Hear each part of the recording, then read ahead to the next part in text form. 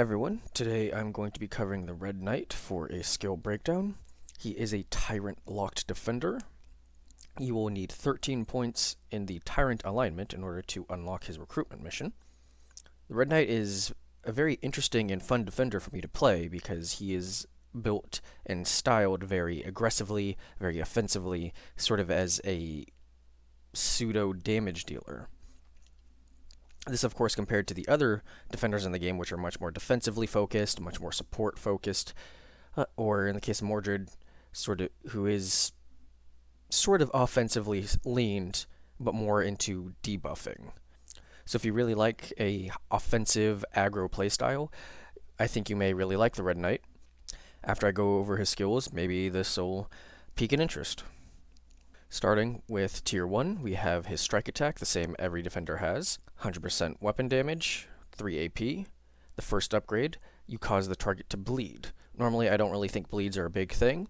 The Red Knight, however, is really big on the bleeds, so you're going to want to take this one. Killing blow, the hero gains 1 AP when killing a unit with strike. He does do more damage than other defenders, so this may be worth taking on him. Bonebreaker, extra 15% weapon damage for strike. If you're going for the aggro playstyle, you're really going to be wanting to go into a lot of damage buffs for this character. Normally, I would kind of advise against this on pretty much any other defender. And then Sweeping Strike, gain 1 AP for the first strike on each enemy in every turn. Second, as always, is Shield Charge, a must-have. It's a great mobility move, plus knockdown, and if they can't be knocked down, they get knocked back. Shield Spikes for 25% more weapon damage on Shield Charge. Wade Charge, reduce the cooldown by 1. Extended Charge, increase the range by 2. And Momentum, the cooldown is instantly reset if you kill someone using Shield Charge. Third, we have his first unique skill, Mock.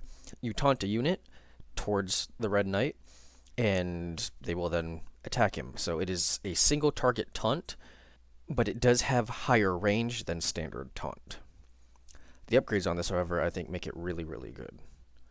First is Acrid Jeer. Whoever you target with taunt has their next turn begin with 2 less AP, so it's a very good AP reduction. Potty Mouth, reduce the cooldown by 1.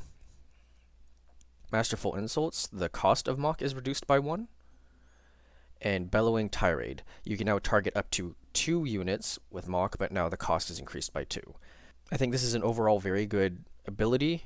If you're not going hyper aggro, you're going to want to take this if you're going for maybe a hybrid between aggro and defense, which is probably, I think, the best overall build style for him. So you're definitely going to want to probably take this and Masterful Insults as a result. So it will become a 4 AP move, but it's a high range taunt that also debuffs them. I think that's worth it personally. Next we have Unyielding, regains 7 HP per hit. The Red Knight can sometimes end up being a little more squishy than other defenders due to his aggressive playstyle, so having some self-heals definitely does get some use for him. Endurance plus 10% vitality from accessories and trinkets. Extra AP plus 5% extra HP. Physical resistance plus 15% physical debuff resist. And Ruthlessness, 7 HP for each kill. We have Strength for 10% more weapon damage. Extra Bleeding for 50% more bleeding damage. And Robust, 10% more HP and Vitality. As I mentioned before, he's big on the bleeds, so you're pretty much going to want to be taking anything that causes bleeds or buffs bleeds. Starting with Tier 2, you can see it's a pretty offensive tier here, beginning with Cleave, 120% weapon damage to a 3-tile wide area, 4 AP. First upgrade here is Bleeder. We're having it cause bleed. Severing Blow. Cleave now does 20% extra damage to the center target. So if you take this upgrade, keep in mind how you're targeting your Cleave. Momentum, just a flat 15% weapon damage across the board. And then Hack and Slash, giving it knockback. This upgrade is definitely situational, and you want to think about your team comp when taking this. How often are you going to be wanting to knock back enemies using this ability? Next, another unique ability for him. We have Kick. Super low damage, single target, cheap, knockback, low cooldown. This is a very good defensive tool if you like parking your defenders near your other squishier units. This is great crowd control for making space. The first upgrade is Snap Kick, reduce the cost by 1, bringing this down to a total cost of 1 with a cooldown of 1. Very, very efficient move. Power Kick, increase the damage of it by 25%. Numbing Attack, the kick's target has 1 less AP on their next turn. And Knee Breaker, you knock them down. So it's sort of like Shield Charge, you'll knock them back and you'll knock them down. Next is Armorer. The hero loses 1 less AP from heavy armor sigils. This one is usually a must-have for any heavy armor user. The Red Knight does have some pretty low-cost AP efficient moves, so I found this actually isn't super necessary on him compared to maybe some other heavy armor users, but it is still a very solid pick. If I was building him more defensively or more hybrid style, I would definitely suggest this because the upgrades off this are very good. The first of which is Thick Skinned, plus 4 armor. Fitted Armor, plus 5% HP. Thick Skinned again for 4 more armor, and Fitted Armor again for another 5% HP. His next unique move is Throwing Axe, and I really like this move.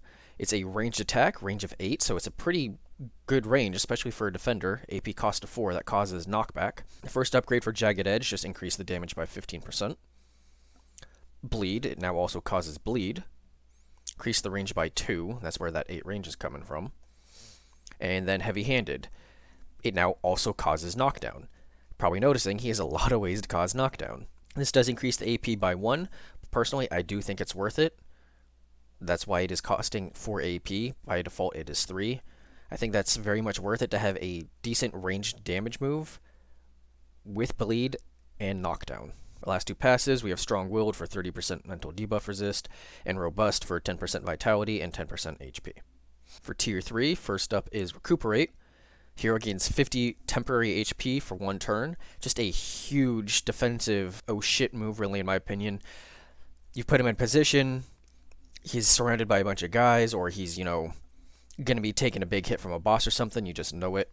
You pop this preemptively, and greatly mitigate the incoming damage for the next turn. First upgrade is Regain Armor. You have plus 8 armor during the duration of Recuperate, just making it even tankier for that 1 turn. Bolster plus 25 temporary HP, so now it's plus 75. Steel Resolve plus 30% mental debuff resist. And Benediction. Recuperate lasts 1 turn. I think this one is probably the first upgrade you're going to want to take if you're using this move, because having moves last more than 1 turn is a big difference. I find 1-turn moves to be very sort of niche, but as soon as it jumps up to 2 turns, you're getting much more efficiency out of it, and the move becomes much more worth it. With all these upgrades, you become pretty much, this next turn, I'm not taking any actual damage. For the first passive in Tier 3, this is really what helps him do more damage than a lot of the other defenders, by a noticeable amount too, is Assassination. Plus 20% weapon damage against units with less than 25% vitality. With the upgrades, this becomes a lot stronger too. It is now an extra 10% with Remorseless, bringing the damage buff up to 30%. Weak spots, plus 15% weapon damage against units affected by bleeding. You're putting bleed on everything, so this will pretty much have 100% uptime. And then Brutality. Increase that threshold up to 40% instead of 25%. I found this to be a pretty significant breakpoint in getting this damage buff and actually getting multiple hits with this buff, as opposed to 25%. Then lastly, Vigor. The hero gains 1 AP when killing a unit on their turn. If you're going very aggressive, this may actually get some use, and then take the similar upgrade up here with Killing Blow. But if you're going a more hybrid, a more defensive, I'd probably skip out on this. You're doing extra damage, but getting kills, I'd say probably make that a judgment call, see how much you're getting actual killing blows with the Red Knight. Third is Shield Block.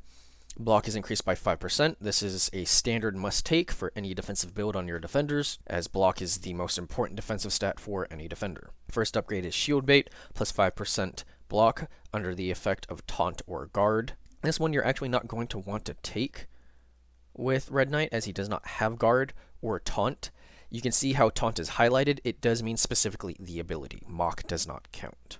Mock is a different ability from Taunt, and when you use it, you will notice a different debuff icon appears on a mocked enemy versus the icon that appears on a taunted enemy. Flank Defense. The hero can block flanking attacks for 50% block efficiency. Stalwart Defender, plus 5% block at full HP. This bonus decreases as health decreases, ultimately reaching 0% at 0 HP. First Strike, the damage suffered from the first attack of each enemy in an encounter is reduced by 100 if the attack was blocked.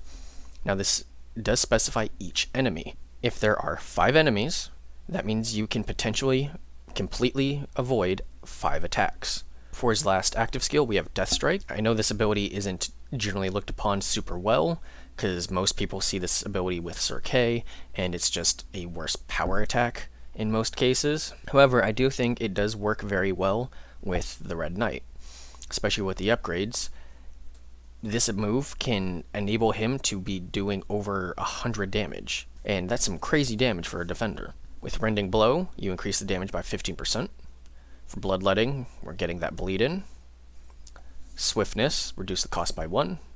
And Fast Recovery, reduce the cooldown by 1. So now this has a cooldown of 1, so you can use it every single turn. AP cost of 4, only 1 more than a regular strike for way more damage. You just have to be a bit more careful with targets you're picking. You're pretty much only going to want to be using this on enemies that have been knocked down, as you do get a damage bonus against them. And he does have a lot of ways to knock enemies down. Or using it on enemies that have had their armor broken, or archers or spellcasters.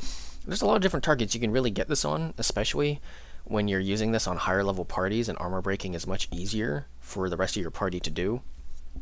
And really just help open up a window for the Red Knight to also start doing some really good damage. For the upgrades, we have Strength for 10% more weapon damage, Robust for 10% vitality and HP, and then Master Bleeding. This is pretty much a must-have if you're going to be taking the bleed talents, which I do recommend. Bleeding deals plus 100% damage at the start of each turn. This can really add up, especially if you're spreading out those bleeds across multiple targets. So that covers all the skills for the Red Knight. As you can see, he has a lot of unique skills, either unique to him specifically or unique to the Defender class. Because of this, he just feels very different to play. He's a lot of fun to play. And I really like how this enables you to have a defender that really just sort of stand out from the rest in the ways you can build them much more noticeably. I personally really like to lean into the very hyper-aggressive playstyle that you can do with him. I don't think that's probably the most optimal, but I do think it's one of the most fun. I hope this was useful and informative to you. Maybe this will inspire you to give the Red Knight a chance in your own runs, or inspire you to maybe go Tyrant to try and get him for yourself. As always, thank you for watching.